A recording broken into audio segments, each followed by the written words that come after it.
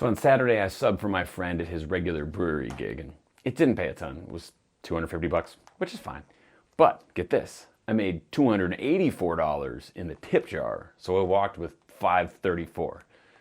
That's not a rarity, like making $200, $300, $400, sometimes $500 just in tips. It's a pretty common occurrence now. But it didn't used to be that way. I've had the same basic levels of talent and gear and repertoire for a while, but I used to make a lot less.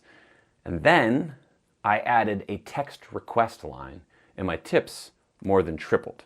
Here's how it works. In my show, after I've warmed up a little bit, I go from table to table and I hand out these.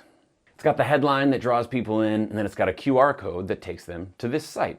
And the site has a few hundred songs that I know, it's got my phone number, it's got my Venmo, and then people just text me their requests, and then they give me gobs of money. Here's how you can set it up for your show. You're gonna need a list of songs in your repertoire that lives online, that has a QR code linking to it, and a handout with the QR code printed on it.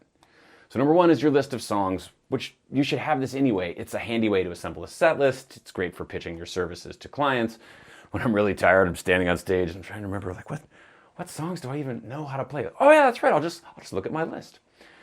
The second piece is your song list needs to have an online home, and since it needs to be online, you might as well just create your song list using Google Docs. I created this one in like 10 minutes. It's free, it's simple to edit. If you go to File, Page Setup, Page Lists, it'll give you that continuous scroll that we all expect from a website. If you want to use mine as a template, just follow the link in the description and then do File, Make a Copy. Once you've got your list ready, click Share and change the access to anyone with the link, and then copy that link.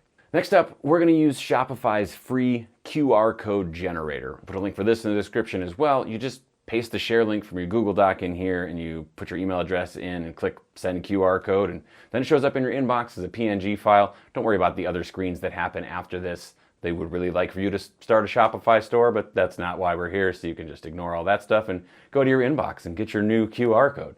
And the next thing up is we need to print it. We need to print this QR code on something. You'll need some sort of handout. And we're gonna burn through these pretty quickly, so let's try to make them cost effective. I use this 3-to-a-page layout. And again, the link for this is in the description. You just go File, Make a Copy, and you put in your own information.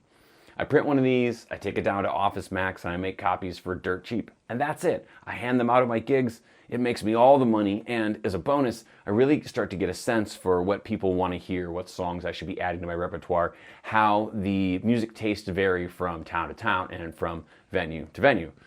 Next week, we're going to talk about the psychology behind why this works as well as it does, and we'll even make some subtle tweaks to make it work even better. Subscribe so you don't miss it. And in the meantime, here's my framework for building a repertoire that audiences love that won't make you miserable.